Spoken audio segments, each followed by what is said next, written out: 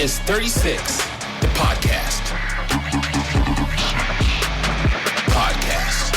36, the podcast.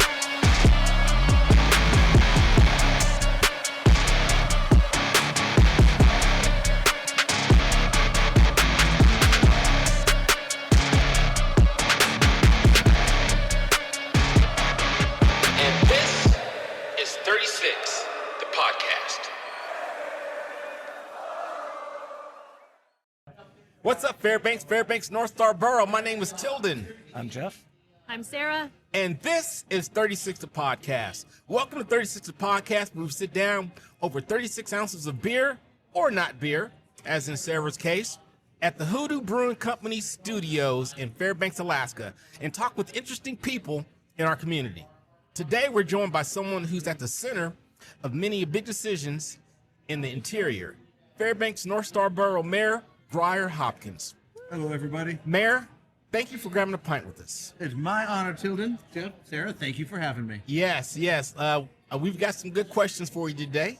And but before we get into the meat and potatoes, as we do always with every Saturday cask, we're going to do a taste test. So today's cask is, let me get my picture out real quick. It is... IPA conditioned with pineapple juice and 2 ghost peppers, I believe. Yes, it's an IPA conditioned on organic pineapple juice and 2 chopped habanero peppers. So go ahead, Mr. Mayor, and grab one. And okay, so you guys probably noticed something different too as well. We're missing Brandon. Brandon, he's out setting up moose camp today. So good luck to him and his family on this year's moose hunt. But in his place, we have the one and only Miss Sarah Nicholson. How are you doing? Good, I'm doing good. And so we've had Sarah on before, but she was on prior to us going into the video format. So you heard her on audio. Now you can actually put a face to a voice with the video podcast. So thank you once again for joining us. I'm excited. Okay, so let's go ahead and get this taste test out the way. And I see that you've sipped already. And what are your thoughts? I like the bite at the end. You know, I'm usually not a big IPA guy. Right. But this one's really nice and smooth. It's not Okay. too bitter. And the little bite at the end makes me think of a spicy margarita, which is always fun. Okay, all right, I like all it. right, all right, good deal. Jeff? I'm definitely tasting the pineapple, but I'm just not quite noticing the habanero yet. So Yeah. Okay, so let's see here. I get it at the end. I get the habanero right at the end. Maybe you just like spicy food. I do too. I do, but like when he does on jalapenos, it's a little more obvious. I think they played it a little bit too safe with the habanero. They didn't put as much because they didn't want a bad outcome, and so you don't really feel the heat. Oh, I do. Maybe it's my delicate palate. Really? Okay, now so I can taste the hoppiness in the pineapple, but To smell it. the heat probably is not. I mean, so it's still a good beer.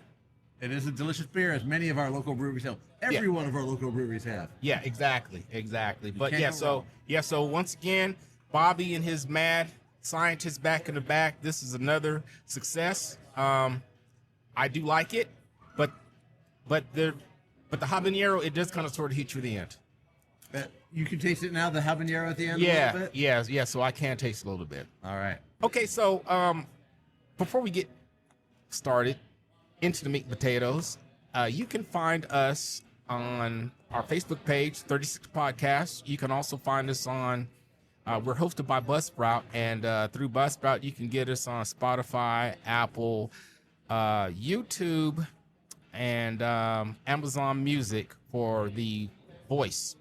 And we're also on YouTube for the video as well. So those are our socials. Sarah, where can people find you? They can find me at Lifted Marketing AK on all of the social media platforms except for LinkedIn. Okay, all I'm right. not LinkedIn. I actually put a poll out to my audience the other day to ask how many people were on LinkedIn and still using it. And Yep. I was surprised how many people are using LinkedIn. Oh, Are wow. you guys on LinkedIn? You know, The I still get podcast? I still get emails on LinkedIn from Okay. people. So your So- business is on LinkedIn, So right? basically, when you get out of the military, they make you have a LinkedIn profile when you get out. Okay. Huh. Are you I on remember LinkedIn? that one. I think Yes. I was a long time Yes. ago, and so I think I have a profile up there, but I haven't used it in 10 plus years. Yeah, it's a social app, right? Yeah, So, yeah. and I run social media marketing company, right? But I feel like Instagram and Facebook and YouTube does an incredible job. TikTok is my jam. Nice. I haven't found a use for LinkedIn yet, but Nice. Fairbanks nice. is still good on its really old school Facebook. it really is. I appreciate that Facebook, about yeah. our town. The Fairbanks, Alaska page on Facebook is where you're gonna find yeah. all the drama, Yeah. but also all the information. I Exactly. try to avoid that page. Me too. Especially the comments. Mayor, Especially the comments. and Mayor, where can we find you? The easiest place to find me is on Facebook, like I was saying. Okay. Just Grier Hopkins, right there, Grier. Okay. If you ever need to get a hold of me, you can message me there. I will respond. We also have our Borough Facebook page. The Fairbanks North Star Borough is on there, and we post all of our official things going on there. And then I've got a mayor's page too. So Gotcha. And then the official ones are over on Instagram. But Gotcha. I try to Gotcha. stay off that one just because I spend enough time on Facebook, and the fewer apps I have to distract me, the more I can do other things for our community. Got you. I Okay. have enjoyed, though, I just had to say this from a social media professional, the way you have been showing up on social media, I 100% appreciate it. I think more elected officials need to show up in front of a camera, see your face, hear your voice, Yeah. and see your personality, because Yeah. you're human, and that's Exactly. what social media needs to do more of. So thank you. Sarah, for doing I that. really appreciate that. We've been trying to make a really concerted effort of communicating with the public, letting them know what we're doing, letting them know things that are happening in the community, and trying to be out there. I am just me. I tell everyone, oh, you're mayor now. No, I'm still just me. I just have a different job. Right. And so trying to be out there, being myself, and letting them know what's happening Yeah. is important, and people have appreciated it. So Good. thank you for Yeah. saying that too. Absolutely. Yeah, exactly. Especially from a professional. I am a professional. You can Exactly. tell. You know, when you're more personable and you let people see how you are, you know, it tends to bring more people your way because they feel that, yeah, that's my buddy right there. You know what I'm saying? Like he could be my friend, my bro. Yeah. And so Have a beer together. Have a beer exactly. together, yeah. Exactly. Okay, so are you ready, Mayor Hopkins? Absolutely, Tilden. And Okay. please, just call me Grier. Okay, Crier. Okay, so what we're gonna do is we're gonna hit you with the set of formal questions, and then we're gonna go into a bonus round after we take a little break.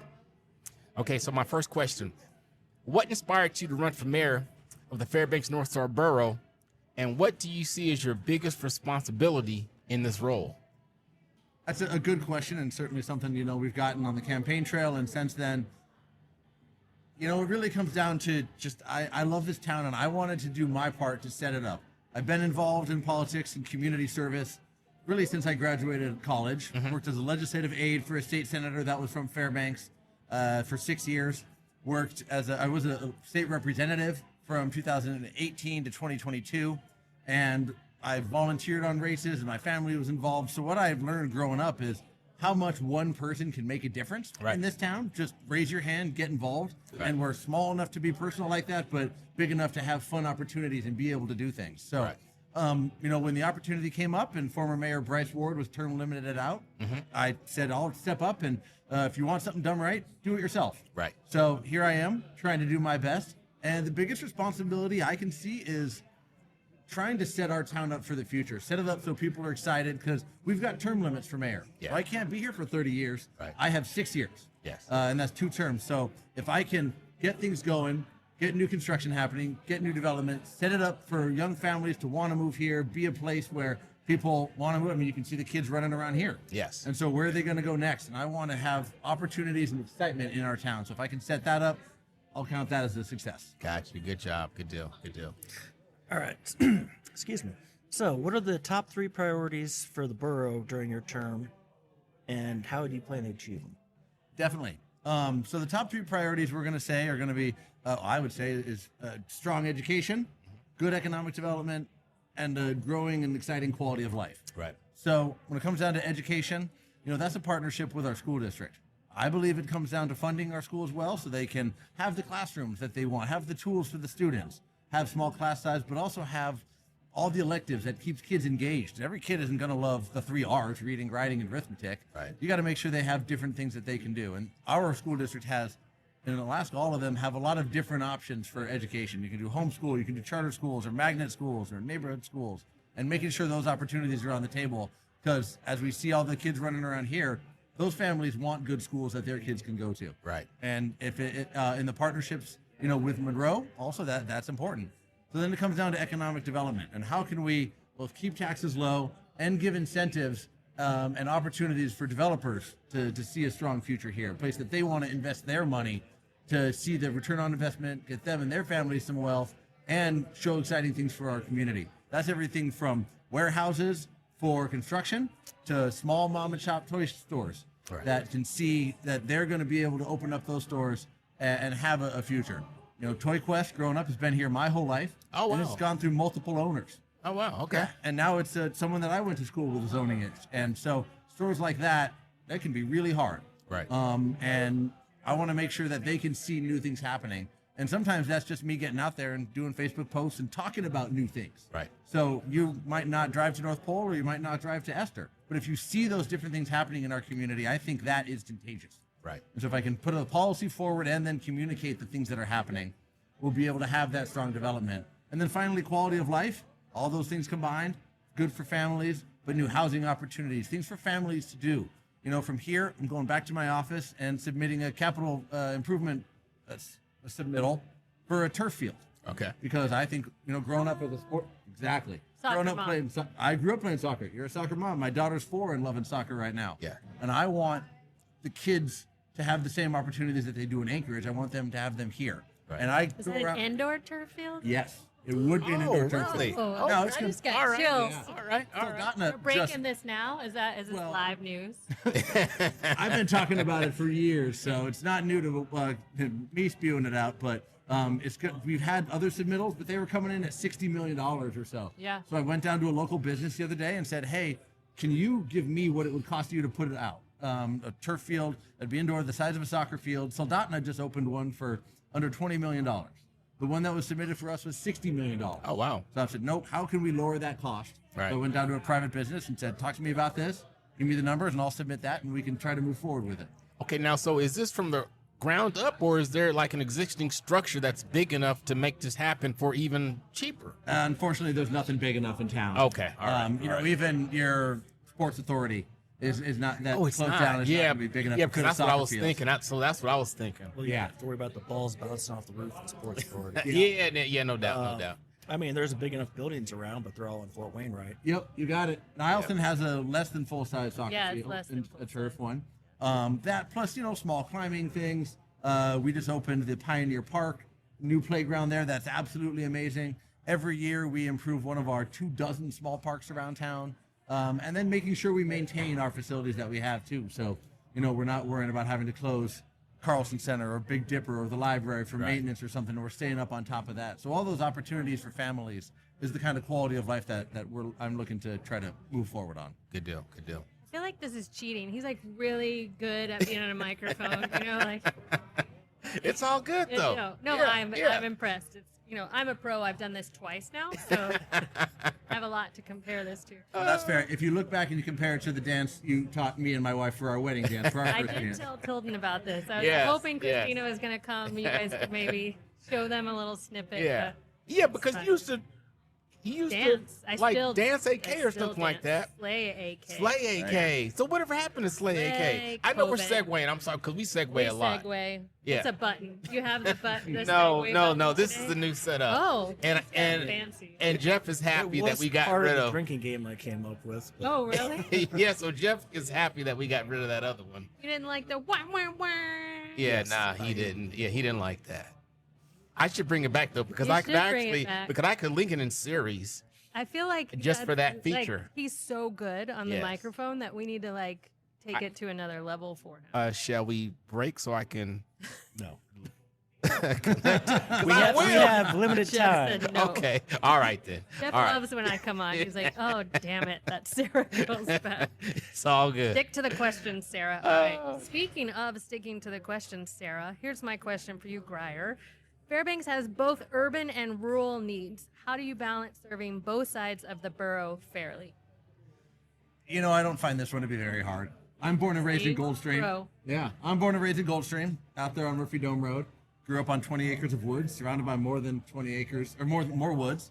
And now I live with my wife on the west side of Farmers Loop, on 2 acres, which to me is moving into town. Yeah. My friends are still, oh, you're so far away. But then, you know, we just have all sorts of different neighborhoods. And so I'm trying to get out to 2 Rivers, and I get out to Salcha, and we make sure when we hold town halls for whatever issue it is, we do it at the Nolwenn Library and the North Pole Library. Right. We go out to the Grange Hall or a place out in 2 Rivers, and we get out to the Esther Fire Department and hold a town hall there. So we try to make sure we listen to them all. But the one thing I've told the North Pole Mayor Larry Turch over and over is my goal is to make the drive from North Pole to Fairbanks just as short as the drive from Fairbanks to North Pole. Right.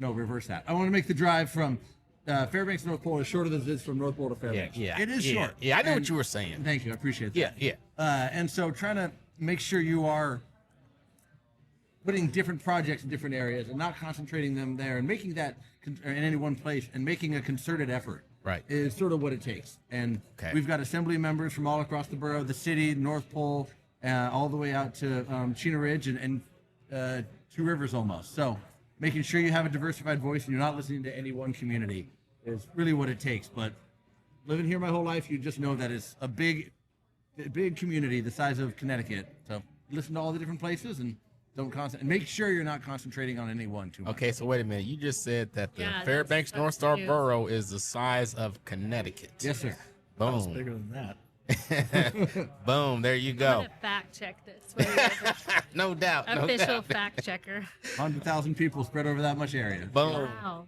Okay. Are you good? So we ready to go on? Next question? Sure. Okay. So, what are some steps the borough is taking to attract and retain young families and professionals in the area? That's me. Yes. That's Sarah. That's a lot of our growing families. Yes. I'm 42, so I feel old when I'm waking up, but when I'm running for office, everyone tells me I'm the young one, so I'll take it as a compliment. Mm-hmm. And I was talking about the capital improvement programs that we're doing, so I'm always trying to make sure there are things for families to do. Right. So last year I put forward a indoor climbing structure in the Carlson Center over in what they call the bow. Yep. When you walk in, you take a right, you go through those doors, and in that where the stairs go up. Yeah. Yeah. Okay. So, but the assembly delayed it 1 year, so I'm going to put it back forward this year. So Okay. families with kids, 10 and under or so, have a place to bring their kids in the wintertime.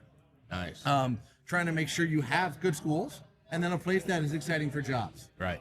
We're seeing a lot of development coming on from the Willow and Pica projects up on the North Slope. Yep. It's booming here in town. Yep. And then, of course, we're a welcoming military community. Yes. So how can we put our foot forward to welcome those military families, and when they get out, they either want to move back here, or when they're retiring after 20 years, that it still can be pretty young. Yeah. They see this town as a place that they can live. So Right. they need housing opportunities. So we're opening up multiple developments all over town to try to allow developers to put in new homes. Right. And new subdivisions, or people who want to open their own homes. That and trying to keep taxes low, Yes. so they don't see those property taxes increasing. You might, over here we are the lowest tax state in the entire nation, Yeah. but because we only pay property taxes in the end, it feels like a lot when you're trying to get a new house or you're trying to start that business and build in a new facility. And some people own a lot of property in this town, and they have heavy property taxes. Yes. And so trying not to burden them too much is important. So all those things, if you can make it exciting, that a place that a family can have a place that they can see a future in, then you can start making it exciting. And also cleaning up our town and the junkyards all around town has been a big effort for us recently. Gotcha. So I think it's the excitement, and it comes out of that communication too. So Sarah, thanks for noticing. And if we can show them that there are people that look like them in power in positions of influence here, then I think they can see themselves growing and thriving here too. Gotcha. Okay. All right. Okay, so this is kind of builds on the last one. How do you see the borough's role in supporting local businesses and encouraging economic development?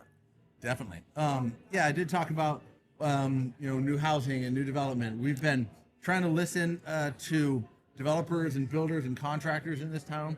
What do they need to develop in town? We're trying to come up with new ways of helping tear down old things and build new things in this place.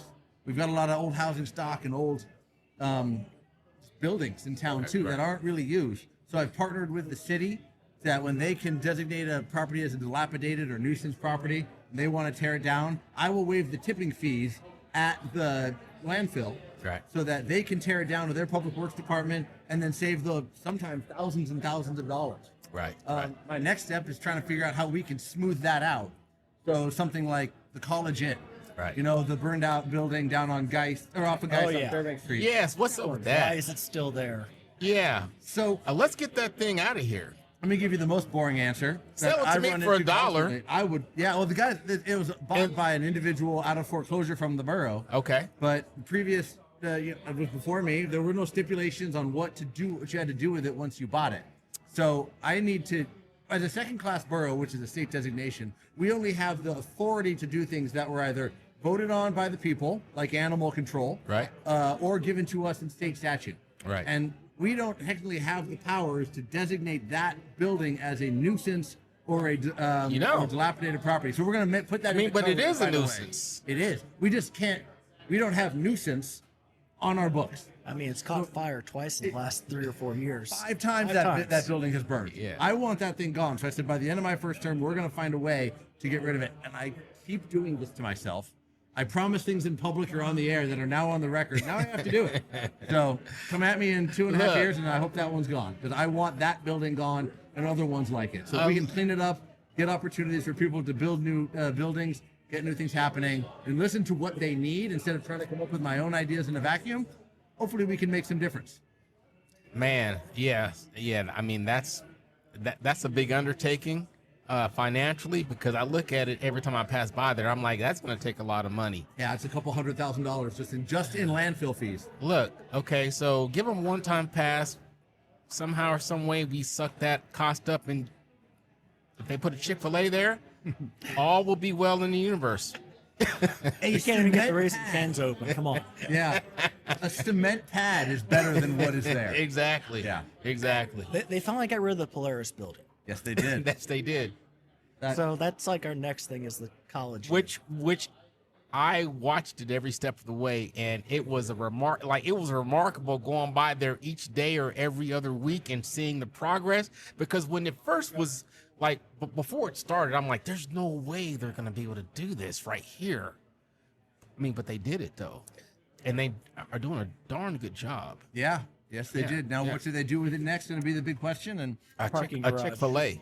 No, they need a parking garage downtown. He's really into Chick-fil-A. It's all What good. about or what's it called? Raising Cane's? I was gonna say, Yeah, here's coming. Oh Raising Cane's. yeah. Everybody's waiting. Okay. So look. Fairbanks, North Star Borough. Everybody who's responded on my Facebook link, it was a joke. I have been What to did Raising you say? Cane's. I've been to Raising Cane's before, and never mind. I'll just There's a let it picture go. of him But it driving was up a the joke. drive-thru It where was a there's, like, joke. practicing. No, I saw that. Yeah, For when they it was follow a you open. joke. All right, I've been to Raising Cane's before. I know the deal. It was a joke. Are they opening? Do we know? I don't know. Nobody knows. People post on my Facebook page, "Hey, when's Raising Cane's opening?" Like, I've heard so many rumors. Like yeah. I'll go find my magic wand in the drawer and I don't zap that care. one I open. can't eat a darn thing there, so I'm okay if it doesn't open. They do have good sweet tea, and as a Southern, I appreciate the sweet tea. Have you ever been to Bush's Chicken in Texas? I don't think so. Oh, they've got the best. As a matter of fact, their sweet tea is so good, they sell it in gallon jugs? jugs at Oh, the local Popeyes. grocery store. Popeyes does that. Yeah, Popeyes sells They sell gallon gallon. jugs of I sweet don't think tea. I'm gonna buy anything from Popeyes, but Okay. maybe if it's in a gallon. I don't know. All right. Okay. Question Answer. is, you grew up here. Yes. That one I knew the answer to. What's one local tradition, festival, or community event that you look forward to it every year, and why is it chicken stock? Did I do that? Right? Boom. There you go. I've Feel never free been to answer. Chicken Stock. Really? Yeah. Oh, you have to go. I haven't know. gone either, but I feel like You know what? should I be haven't there. gone either. Really? Have you gone? Next year. But we're going next year because plan. we've got some because we have an in now. Okay. Yeah. So we're going next year, and we're gonna probably take the podcast equipment out You there should. too. You should. That'll be fun. There's some good personalities out there for Yes. sure. Yes. Yeah, I've never been. I got family that have made it a tradition, and plenty of friends. When I see the Facebook posts, everybody. I think I know half the people there Right. probably. Yeah. So I'd have to either behave myself or not behave myself, and know I'm in good company.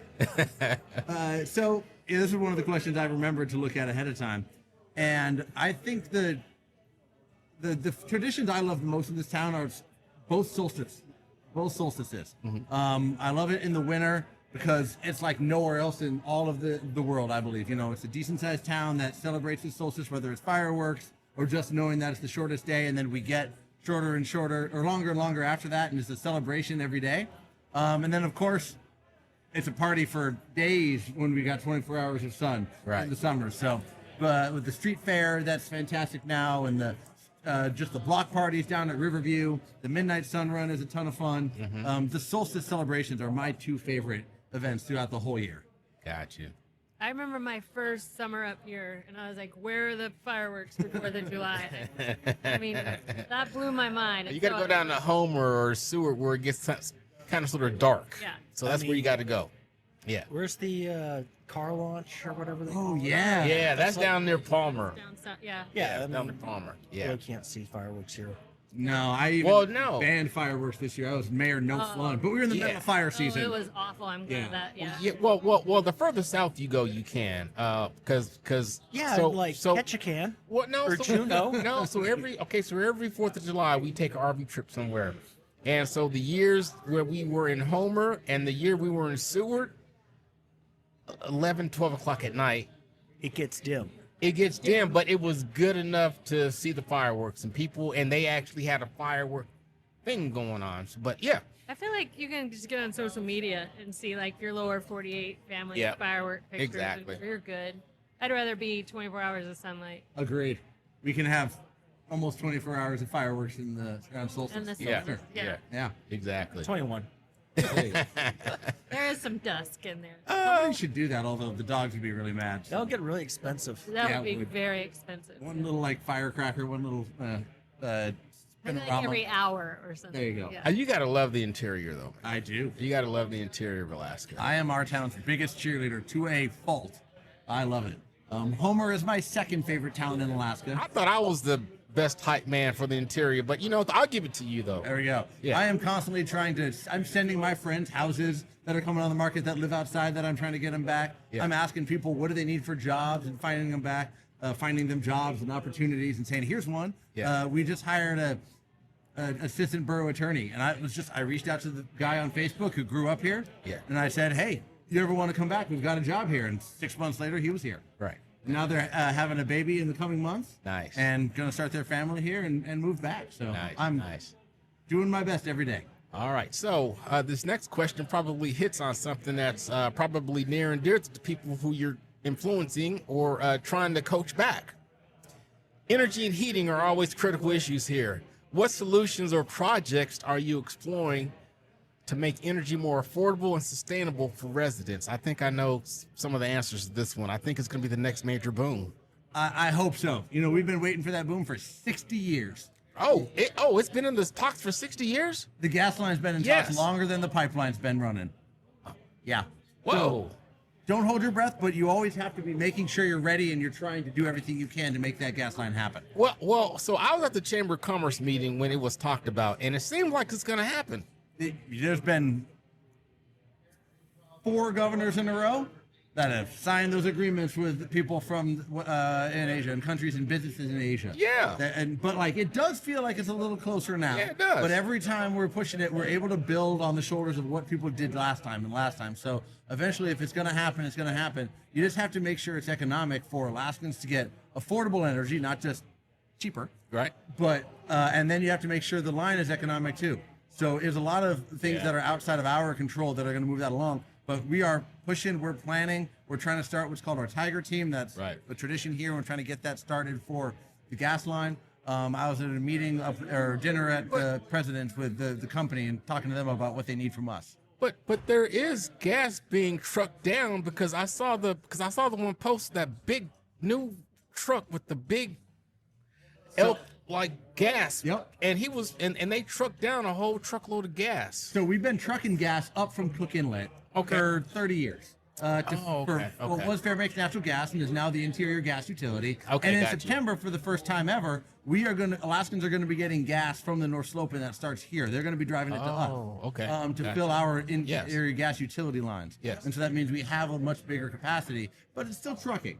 Still not a gas line. You know, less efficient than Less efficient, more expensive, all those things. Got But you, okay. We've tripled our number of customers in the last 6-8 years. Got you. For that, so that's big. But we also have to, look at what we can do right now, and that's more energy efficient programs. So how can we get the energy efficiency program that the legislature used to run to just make your house more energy efficient, which is an important program that's basically throwing cash at making people's houses more efficient. Right. But we also just increased the different change out programs we have. So wood stove change out, so you can change out your wood stove to gas, Right. or from diesel to gas, and Right. we can give you up to $15,000 in a rebate to get that going, which can really be a big help, and those costs continue increasing. So those things, we are working with the Interior Gas Utility to get grants to expand the gas infrastructure lines, Right. and trying to find new places to increase those changeover opportunities, because there's a lot of people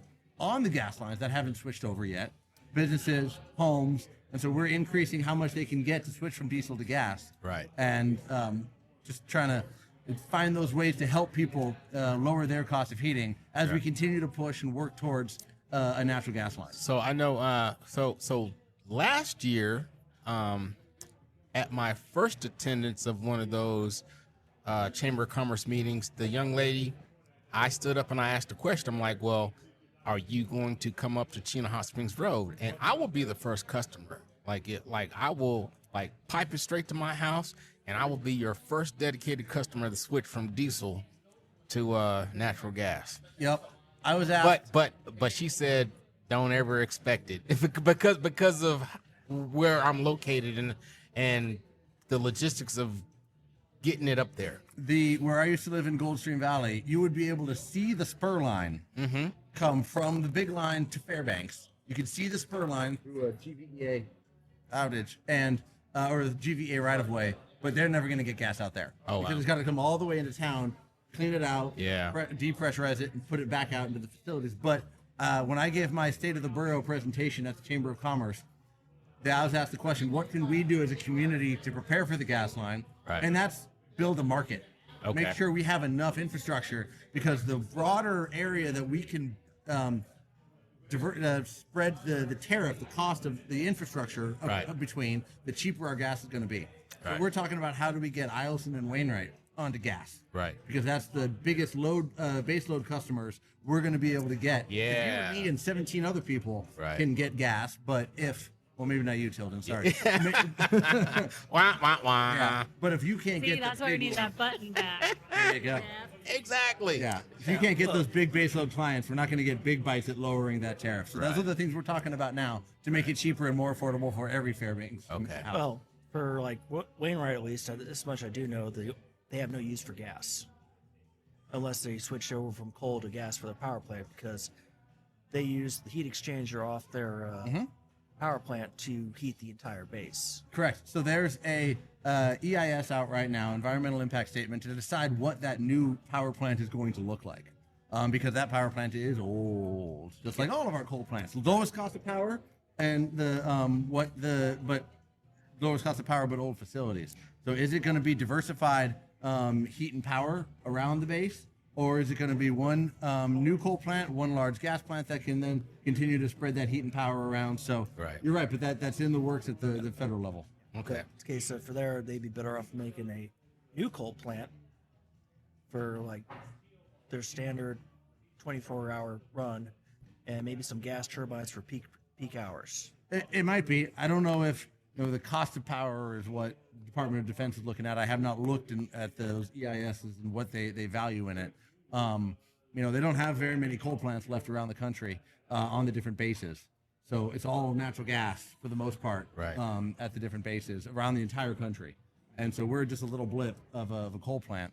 And so it might be cheaper, it might be easier, but that's what they're looking at right now. We've got a coal plant or a Yeah. coal mine just down the road, Yeah. and they've got railroad that brings that coal right to their doorstep.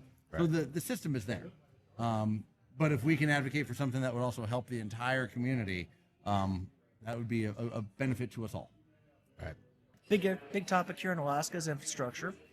And what improvements or investments do you think are most urgent for the borough right now? And have you fired the guy who designed Gar's intersection?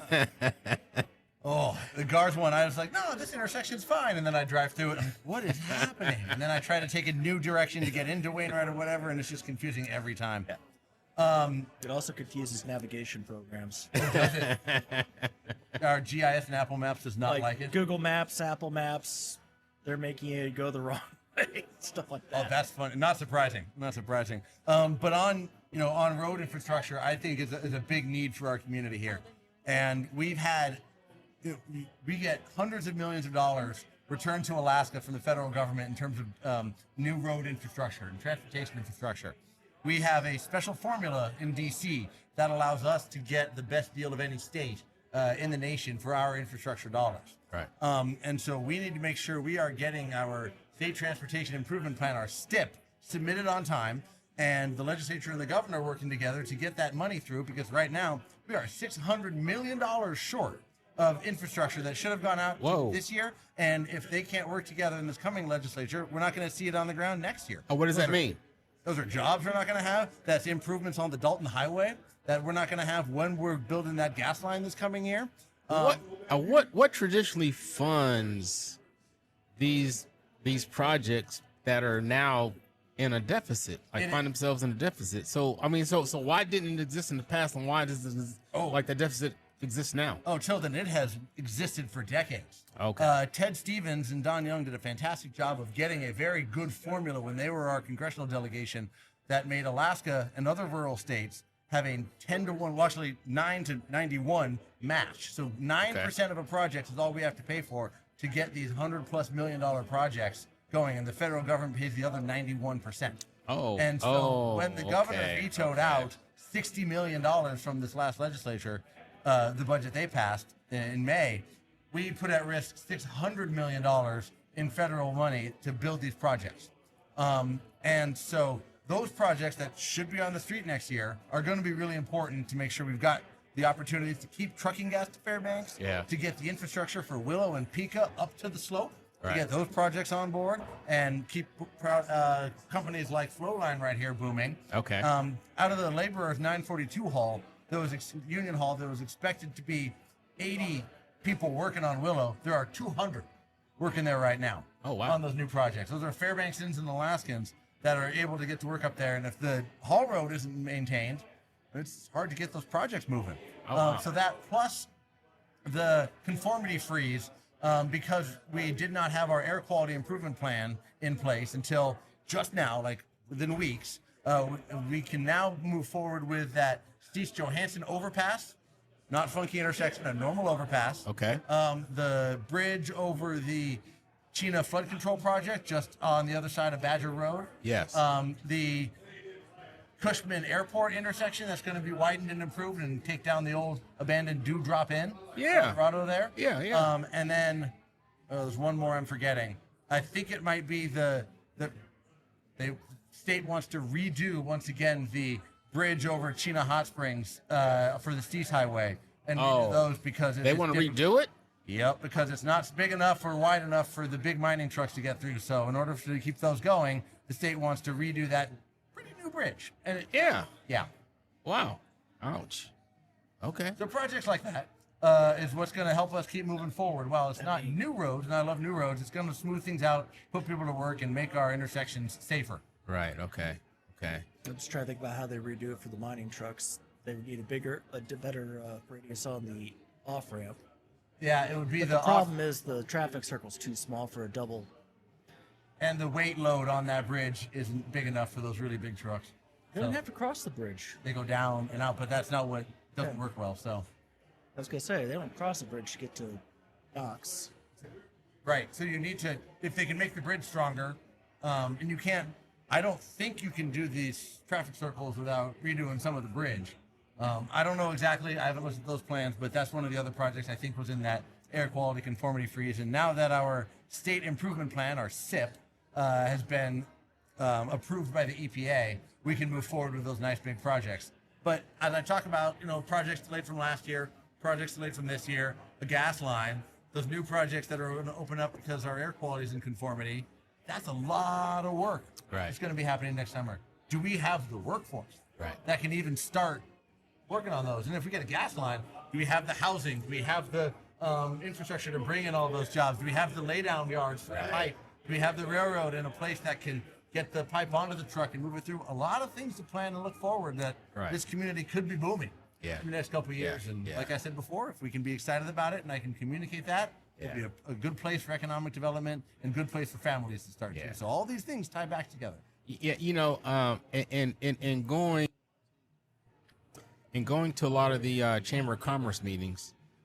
So I've only been here 7 years, but being active in that part of the community, I get the feeling that if this is a go, it's going to be something similar to the boom that happened back in the 60s and 70s when the oil line first came through here. So it would behoove people to, to do the necessary planning in order to be prepared for it. Absolutely. And talking with Glen Farm, the company that's looking at building it, we're trying. So since early 2000s, we've had the mayor, whichever mayor it is, has these things called Tiger Team meetings, where they bring a lot of stakeholders in the military and private and public entities together to talk about what they're planning for next. Right. Whether it's keeping the F-16 fighters here or getting the F-35s, keeping Eielson open, or now the gas line. We're trying to put together that new gas line Tiger Team to start planning for exactly that. Right. Now, if it's not going to happen, like we've seen for 60 years, we don't want to get too far out ahead of ourselves. Right. But if it is going to happen, we need to move fast. So putting those planning efforts into place now is what I want to start making sure we're ready for. Gotcha. Okay. Is it my turn? Yes. I get a fun one. When you're not working, where's your favorite spot in the borough to grab a meal or enjoy a little downtime? Well, not to put you on the spot. That's all right. It's Fairbanks, so we can always have Thai food, of course, because we've got upwards of 20 Thai restaurants, and they're legit. Yeah. They are. They're like some of the best Yeah. ever. Like I go down south and I'm like, this isn't as good as what. Oh, have you been to the new food truck park? Oh, the new one there on Noble Street? Yes. I have not yet. Okay. Some of my staff has. So they've got this fusion Thai. It's called Anchon, and you need to What's try it them fused out. with? You know, I don't know exactly what their fusion is, but I think it's like Asian / Western fusion stuff going on in there. But so I've only had the one special, and I've had it once with the spicy pork and once with the spicy beef last. And then my last 2 days ago, I had the egg rolls and the spicy beef, and it was amazing. But anyways, this is not about me. This is about you. But a good reminder that I got to get down there to end a line and see what food trucks they have. The inside seating area is superb. It looked like it. Yes. Yeah, we were always wondering. It's really cool construction using the Connex trailers Yes. to build that up. I love a good deck in the summer. So if I can go to the greens, Yes. the golf course on Farmers Loop, the Yes. pump house, or the Botel. Yes. Those are the places I really love. Or anywhere I can get out and run around with my daughter is going to be fun. And so sometimes it's just at home on our deck. Yeah. But those are the places that I love here in town in the summer. And if it's wintertime, sometimes it's just family around the dinner table, or it's going to be the library. I love the library. If I can get out for a date night and find some grandparent daycare, we're really lucky on that one. Right. And I love the library and its eats, and I'm excited to see what's going to come into the new Lavelles, because my understanding is that should be opening back up, because of what I've heard, don't quote me on this because someone's going to take this, of course, now it's on the record, but because that Spring Hill Suites is classified as a certain level of hotel, they're required to have a restaurant there. Yes. So they should be opening it back up at some point in the future as that hotel restaurant instead. Oh, nice. But they kept a lot of the staff on to plan what that's going to look like. Nice. So hopefully good food, good wine, and good times there, and I'm excited for that. And of course, as we're sitting here at HooDoo, any of the breweries in town. Exactly. Yeah. Exactly. All right. So,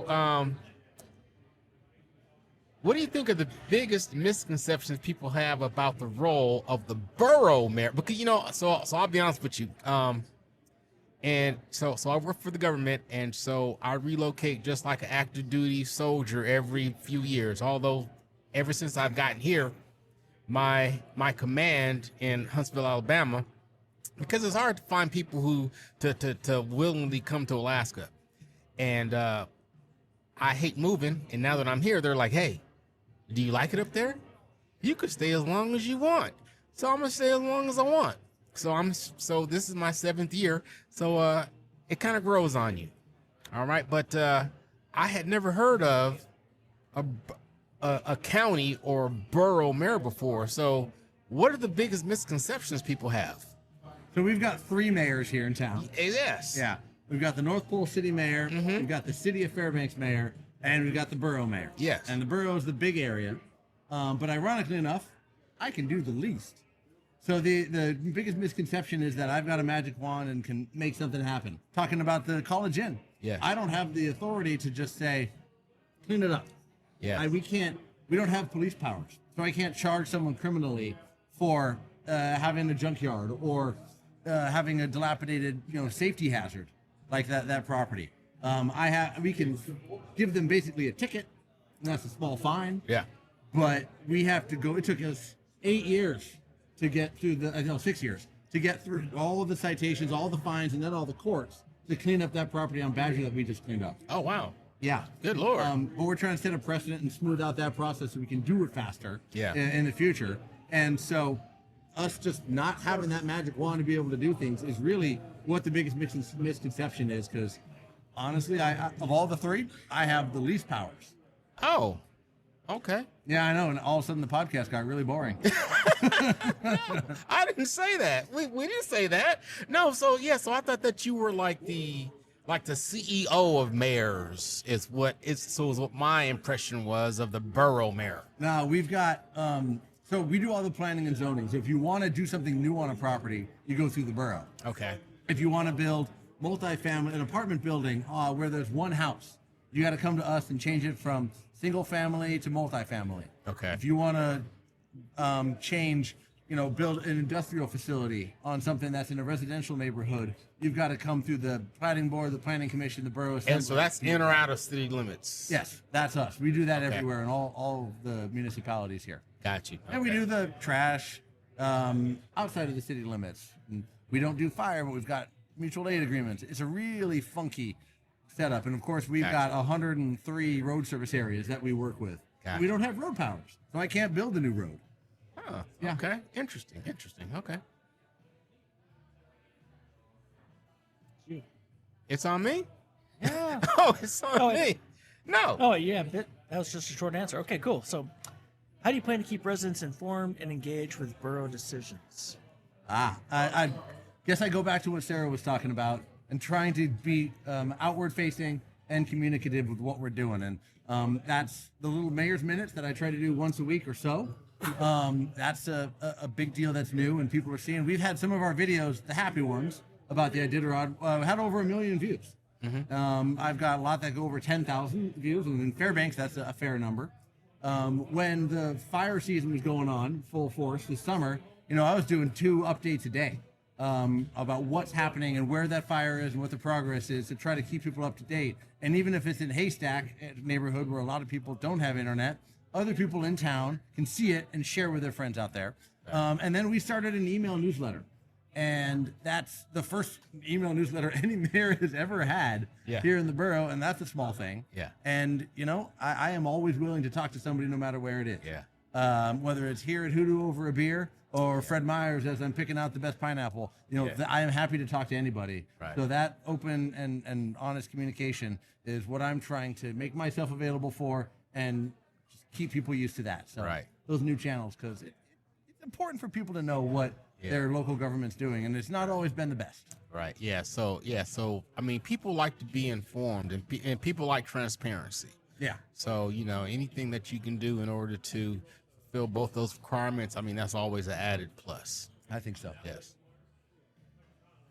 Winters here are long. Do you have a go-to hobby or activity that keeps you grounded during those dark months? I'm trying to get my daughter out skiing a little bit. I was never a cross-country skier growing up. And your daughter's how old? She's 4 now. Okay, all right. And we got out once. young. Yeah, absolutely. She got out once last year. I got out once last year. I threw a giant temper tantrum when I was 7 years old when my mom tried to take me out skiing. And after that, she was like, forget this. Go play soccer or basketball or something. So I didn't actually pick up cross-country skiing until I was in my late 20s. Right. And that's fun. And I had 5 knee surgeries by the time I was 20 from sports injuries, so I never picked up downhill skiing. Right. But my hobby that I have, and it's summer and winter, and is playing Legos. Yeah. I like to build Lego sets. Oh, really? Yeah, that's my stress relief. And when my Okay. wife found that out when we were dating early on, Christina was like, that's the healthiest thing I could think of. Yeah. Okay, so and let then- me guess what all of your presents are. Every Father's Day, birthday, Christmas, something Lego. Yeah, you got it. Yeah, there's yeah. a lot of them. And Yeah. Christina gave me permission to buy all the Lego flower sets.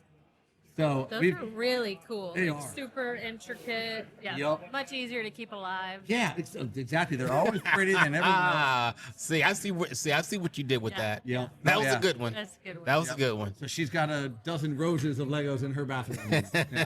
Like, they just came out with pink roses. Very Oh, nice. no. Very nice. That's awesome. Yes, she knows what she's doing. Yes. Boom, I'm an easy buy. boom. Okay, so when your time as mayor is done, what legacy do you hope to leave for the Fairbanks North Star Borough? Like I started with, I want to make an exciting town. So if I can make a place that I want to live when I'm done with it, that's what I'd call that a success. Yes, A place that my daughter says, I want to go to that new playground. I want to go to that new pool or the new water slide. yes. That's exciting. When people come up to me and say, I'm going to go to this new park, I'm excited about our schools. I started this new business. Yes. If I can hear that from people and see that excitement, I'm going to count that as success. Nice. I'm not going anywhere. I'm going to keep living here. Yeah. But I hope I can see that when I'm done. Nice. Okay. Well, so Fairbanks North Star Borough and all of our listeners. Now, so there's a bunch of countries out there. There's a bunch of states out there. Thank you guys all for tuning in. If you want to, go ahead and chime into our Facebook page and let us know, hey, I'm from this country. 'Cause I think there's like 20 something countries out there that are watching this podcast. So thank you guys. But if you are still around, this ends our formal portion. And our next portion, we're going to do something new. So we're going to do a rapid fire, and that's going to conclude our second section. But before that, we're going to take a little break where we got to do a refill, and we'll be right back. Peace. Fairbanks, North Star Borough, how you guys doing? Thank you guys for coming back for part 2 of the segment. We're going to wrap this one up. And before we go, though, we're going to do what's called a rapid fire. But before we get into the rapid fire, one more time, you can find us on our Facebook page, 360 Podcast. You could also find us on the usual suspects, Spotify, Amazon, Apple Music. Sarah? You can find me on Instagram, Lifted Marketing 8K. Actually, all the socials except for LinkedIn. Boom. And Mr. Mayor. Grier Hopkins on Facebook, Grier, or the Fairbanks North Star Borough Facebook and Instagram pages. All right. So, having said all that, are you ready for part 2? Absolutely, but I'm going to have a question for each of you when I'm done. So that's my turn to turn the table. Okay. It's So, happening. I did not sign up for this. exactly. I didn't either. Okay, so this is called rapid fire. All right. So we're going to rapid fire you a couple of questions, and then we're just going to let it go. All right. So what's your favorite HooDoo beer style, lager, IPA stout? Year-round is Kolsch. Okay. I'll take my Watkins or the Oktoberfest coming up, but Kolsch in general. Okay, yeah. So I'm a Kolsch guy myself. Cheers. All right. I think this is not something you should ask somebody, but first pour. Do you remember the first beer you ever had in Fairbanks? Oh, I'm going to guess it was something really cheap and really bad. Or stolen out of my parents' liquor cabinet. Yeah, that's pretty much common Yeah. for most people. Something like Busch Light or Natty's, or Yeah. Yeah. if your parents are like kind of bougie, Bud Light. There you go. Yeah, Yes, I like vodka remember that I mine. put the water back in. I mean, Yeah. don't do that, kids. Yeah. Yeah. Dream pint partner. If you could share a pint with anyone, past or present, who would it be and why? I think somebody down on 2 Street during the pipeline building days. Those stories are amazing. So whether it's one of your madams, one of your bar owners, just one of the people down there who was a regular to hear some of the stories about Fairbanks in the 70s when it was epic. Yes, exactly. Good deal. Okay, so best local food to pair with the HooDoo beer. It's Thai food. Oh, okay. All right. Easy peasy. Okay. So, long day in the office. What's your ideal beer to unwind to? I've been liking the Alaska Wildness. Okay. That's the beer that I go to crisp, cold, right out of the fridge when I get home. Got you. If you had to describe the Fairbanks North Star Borough as a beer, what style would it be? Something specifically unique. The Black Spruce Brewing has a lot of good Fairbanks puns for their beers. I think they had a Goldstream one. That's where I'm born and raised, so I'd go with whatever that pun was. The Goldstream beer. Okay, so do your due diligence and go find out what that is. I will get back to you guys on that one. Okay, so what's the best conversation you've ever had over a pint? Well, this one has to be right up there. I've only had one so far, so that would definitely be up there. Okay. But I'd probably, one with my dad after he was done being mayor, asking him those questions, what he thought of it, because he was mayor from 2009 to 2015, and listening to him and what it meant to him to be mayor, and thought he could do better next time. Okay, got you. Okay. I don't think this is right, but you're halfway through the 36 ounces. Yeah. Not quite, but kind of. What topic are you most likely to start getting passionate about? I think after you've had a little bit more than 36 ounces. Yeah. What the question I'll ask you guys at the end is going to be, what excites you? I love this town, and I'm here to cheer on it. So what would you guys want to see? 'Cause I have more ideas than I'm ever going to find time for. I mean, So- like my answer to the previous question, best conversation you ever had over a pint, I'd probably say I forgot because there's probably more than one pint Yeah, left. there you go. Right. Okay, so are you asking us the question? Well, if you're done with your rapid fire. Well, those are Yes. all Yes. 8 of them. Yes, so that was the end of our rapid fire. So I've talked a lot about wanting to make people excited for Fairbanks. And what would you want to see in the next 5 to 10 years or 1 year, whatever it would be, that would make you excited to keep living in Fairbanks and talk to people about coming and moving here for? What would be that thing that you would want to see Fairbanks and our whole community do? Who wants to take that one first? I've got one. Okay. So I'm a celiac. I'm gluten-free, unfortunately. And in Denver, Colorado, there is a 100% gluten-free brewery. It's called Holidaily. If you haven't seen them, look them up. You need to look them up. Their beer is incredible, even if you're not gluten-free. Mm-hmm. And it is. So I'm from Texas. I grew up drinking beer at the legal age, of course. Coors Light was my first beer. I broke my first tooth on a beer can. Okay, beer is a huge part of my history. And to not be able to drink beer is heartbreaking. And there's so many great breweries in this town. And we're starting to see gluten-free breweries pop up in the lower 48. Cider's great. I know there's a lot of breweries in town that do some great ciders. I appreciate that. It makes me feel normal. But gluten-free brewery, there's so many great gluten-free options in this town, surprisingly. Little Owl is absolutely amazing. Yes. Cafe Day Stirred Up, absolutely amazing. There's so many great Thai food, mostly gluten-free, surprisingly. But a gluten-free brewery. And then we could do this podcast at my brewery, at the gluten-free, and I would drink beer with you guys. So We look forward to that day happening. I know it's going to hopefully come. Hopefully sooner than later. I feel it's coming because, like I said, how many more breweries can we have? Humble Roots just opened up. I'm super excited. That looks really great to, develop downtown area or that whatever. I think that's downtown. Yeah, it's downtown. Yeah. And so I'm like, let's do it.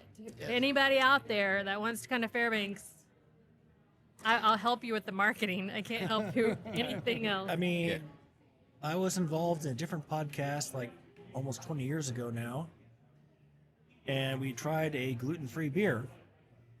And after trying that one, I'm like, I think I'd just rather kill myself with actual beer. So gluten-free beer has come a long way.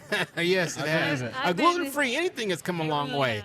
So I've been really impressed because I've been on a gluten-free journey. I've heard that. Well, except for beer. Right. And I Except was for beer. looking forward today. That to see was what that you're was gonna that do. was the only thing that I did not give up that I re-implemented into my diet was my beer.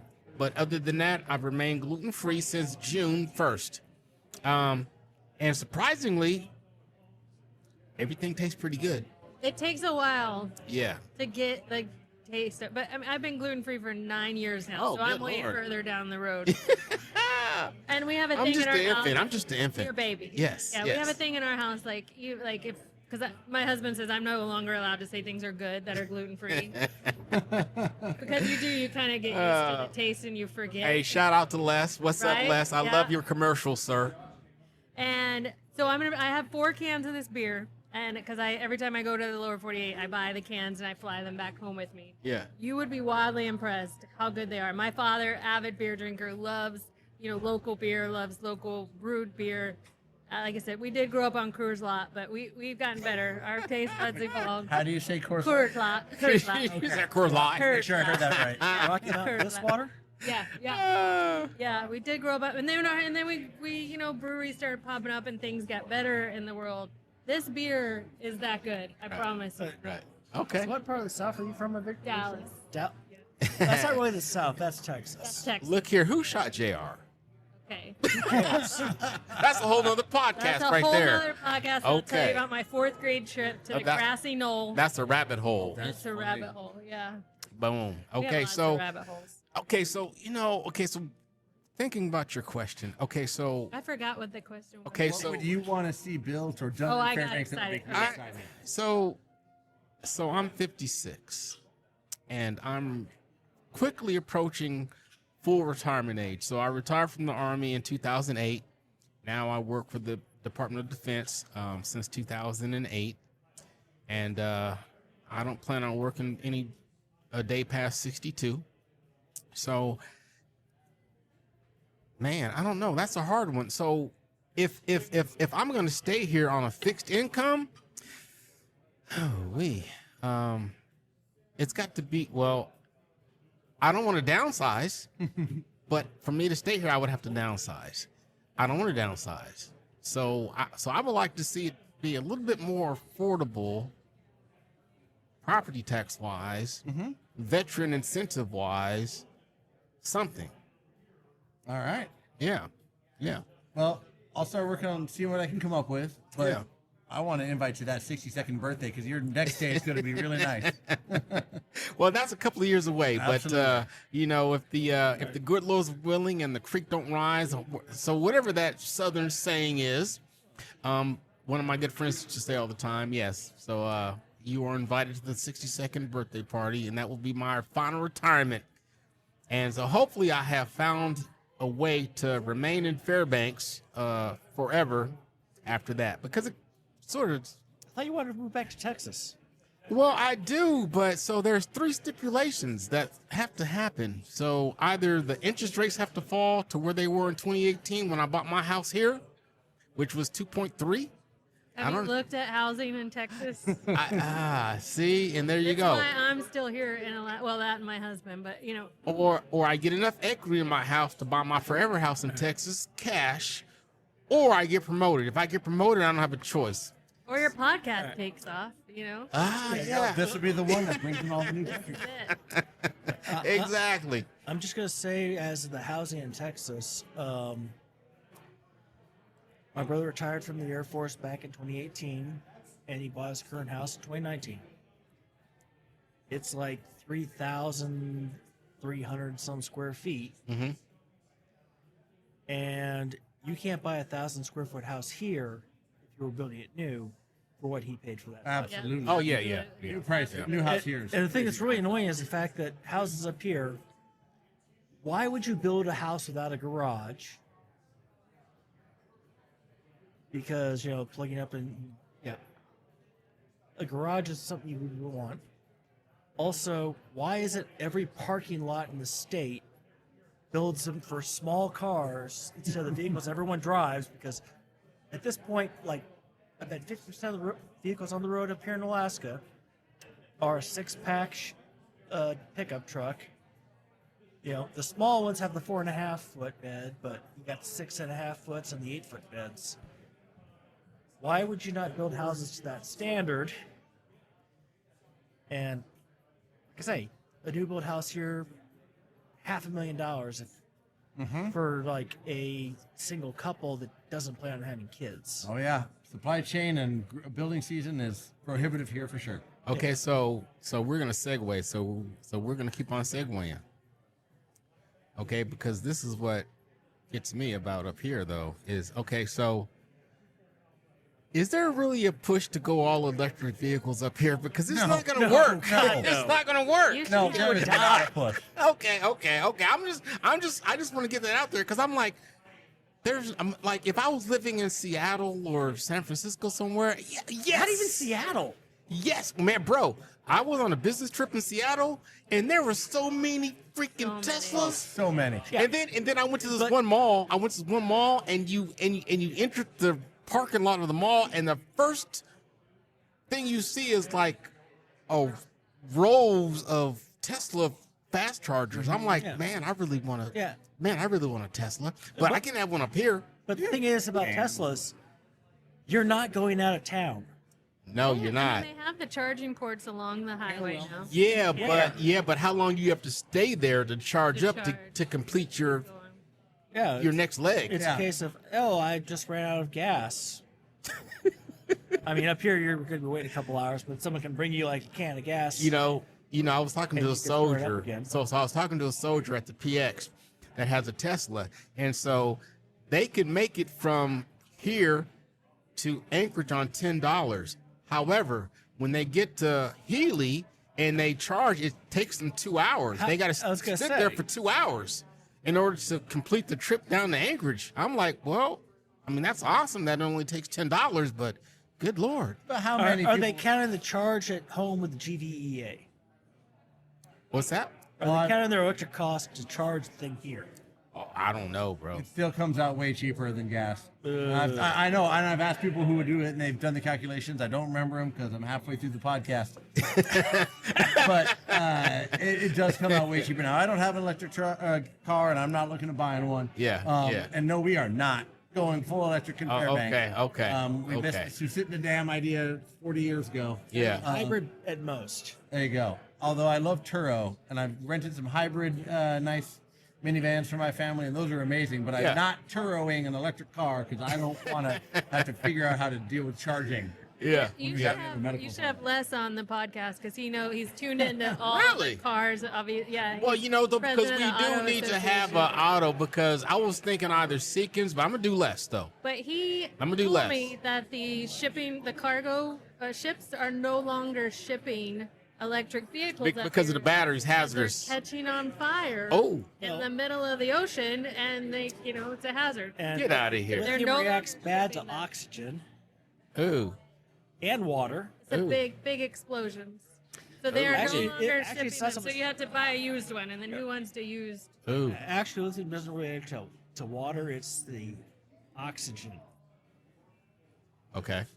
So it kind of bursts into flames of exposed oxygen and water. So, yeah, Oh wow. not a good thing. Okay. So are we through with our segues? Are there any more That segues? was a good segue. Oh, so are we through? I'm good. Without one for now. Okay, because I'm about to end it if we're through. I mean, you only had one question. Come on. You haven't answered it yet. No, he had it. No, my whole thing for here is like make it so you can buy a house. Buy a house. Ah, make it affordable to be able to buy houses. Yeah, because Yeah. people are charging, I got a 1,100 square foot home with no garage. I want $215,000 for it. And it needs a new roof. And to be updated, like the inside. It's sitting on All right, permafrost. So here's my thing. If you're building a house, or you're trying to sell a house, I should say, I don't care if the interior is updated. I want to know that the roof is good, foundation's not screwed up. Basically the stuff that will prevent you from buying a house. I don't care if it's 1940s vintage the entire house through. I can modify it to what I want. But it's a case of, roofs. How much is a new roof? $15, $20, $30, $40,000 depending on the size of the house. New foundation. You could double the price of a house just by trying to fix the foundation. What else is there? There's energy costs. There's the Energy old costs, boilers, all there's the that. New boilers, the old windows, the new windows. So more than enough things that we can all complain about Fairbanks. You live in New York City. There's plenty of things to complain about there, but we live here. Yeah. And each one of you is choosing to live here. Whether you might be stuck with less, you're choosing to live here. What keeps you in Fairbanks, and why do you love our town? Okay, I'll take that one. You know what though? Because Fairbanks grows on you. So I've been here since 2018, and I've met some pretty cool people, and I've made some pretty cool friendships, and yeah. So Fairbanks does grow on you. It does, and Yeah, then it yeah. makes you unfit to live anywhere else. Yeah, you know, and then because I know people that will say, "Hey, you want to come with me down to Valdez and let's go fishing?" I'm like, really? I would love to, and I'm going to take them up on it one day. But so I also own Custom Creations embroidery, and so that takes up a lot of my time too, because it's like, ooh wee, now I'm getting busy. I gotta go find my hat I bought from you. Boom, exactly. That one. Yes. Well, with the Alaska license plate, Yeah, that's an FBX. leather patch. Yep. Yes, exactly. Look. So what do you guys? Yeah. Yeah. So what do you guys love about Fairbanks? What does it keep you here? I mean, besides the beer. Good start. So I got up here in 2014, coming from Fort Bliss in Texas. So my first year here, I was wearing a jacket for a lot of the time because I'm coming from 110 during the day to 70s, and by the time I got all adjusted back to cold weather again, I got out of the Army in 2018. My brother got out of the Air Force in 2018 also. Except I did it in March. He got out of the Air Force in July. He was stationed at Herbert Field in Florida. So I flew down for his last flight, and I could not go outside in the daytime. How do people live like that anymore? Yeah. And he keeps trying to talk me into moving down to Texas. I'm like, no, dude. Humans can't live there. Yeah. Yep. Our norms render you unfit to live anywhere else. Yeah. Become accustomed to them. And so before you go, so I just want to put this out there to the Fairbanks community that are listening to the podcast. Okay, so if you haven't caught on by now, Jeff, he's our single friend host. What? Are we pimping him out? Right And Apparently no, he's trying no, that's so just watch how this flows. He's a vet. He's looking to make his first home purchase. If you guys are in the know of a good location for this young man to purchase his first house with a garage for his motorcycle and his truck, please send us a message on our Facebook, 36 the podcast, and we'll get that to Jeff, and let's start him on his house hunting adventure in Fairbanks, Alaska. Really? Young? You're the one here older than me. Whatever, but you're younger than me, so you're young. I mean, I got 5 years on. Yeah, I'm 42. I'm 43. There you go. I got 4 on you. Okay, so go ahead. If you got anything. I'm a 6th generation Texan. It's been very difficult. I've been here for 11 years now. Raising children here without grandparents is really difficult. I think one of the things that I've enjoyed about here is there's a lot of opportunity. So if there wasn't something that I needed, I've been able to create it. So I'm a dancer, obviously. I started my own dance company. My children needed great childcare. Right. So I became the director of Fairbanks Montessori School to ensure that institution stayed open and kept going. I was able to lead through COVID and make sure that it was able to remain open and people could go to work and children had a safe place to go to school. And then I recently started a marketing company, it's been 3 years now, because I saw an opportunity that we needed some more marketing help in this town, and so I appreciate the amount of opportunity up here, because I feel like there is still a lot of growth that needs to happen in this town, and we can't change the weather. I agree, Tilden, find your friends, find your community, find a hobby, whatever it needs to be. And if it's not here, then I think there's so much opportunity to build what you want up here. I wish it was a little bit closer to the lower 48 at times when I'd like to get out, but I miss the interstate. I miss the interstate. You get on the interstate on the 4-day weekend and you go see your grandparents or whatever. Yeah. I miss that. That's hard, but my parents are actually moving up here next year. What? I know. It's What? wild. From Texas? From Texas. They're retired. Get out of They wanted to here. come to the big state. They wanted to come to the big state. Yeah, lots of Texas jokes is we so can make. small. So small. So They're coming to Fairbanks, Alaska. And their retirement age. So now I'm like, all right, healthcare. We got to make sure. Ooh-wee. There's some great. Look, I need to get my parents to do that. No, I'm like, it's a little. My kids are 10 and 12 now, so I'm out of the help me stage. But I'm excited to have them up here, let them learn a little bit of different lifestyle. Nice. That's really exciting. Yeah, Nice. it's really exciting. Nice. I feel supported, and I'm excited to have them up here because I think that's all you can do is build what you don't have. And so I didn't have family up here, and now I'm finally, after 12 years, getting family up here. So. Okay, so Mayor Hopkins, I see what you did, sir. I see what you did. You flipped the script on us. Absolutely. Ending on a positive note. Oh, you became the interviewer and we became the interviewee. Okay, all right. So I want to go back real quick. 14 countries, 103 cities. Singapore. What's up, Singapore? Hey, It's a city-state. whoever you are in Singapore, chime in, send us a message, Are let you us know single? so we can. Jeff is interested. No, not that interesting. So we can send you a shout out personally. Let us know who you are in Singapore. Rockland, Maine, Tampa, Florida, Union, Jersey. Let us know who you are. But on that note, Mayor Hopkins, thank you for sitting with us here at HooDoo Brewing Studio and sharing both your vision and your stories. All My right? pleasure. It's been All right. absolutely wonderful. And if you want me back, I'll be here. Yes, we'll definitely have you back. And Sarah will definitely have you back as well. Cheers. All right, so this has been 36 with 36 ounces of good beer fuels good conversation. Thanks for listening, and we'll see you next round. My name is Tilden, I'm Jeff. I'm Sarah. I'm Grier. and this was 36 the podcast, and we are out. Peace. Podcast 36.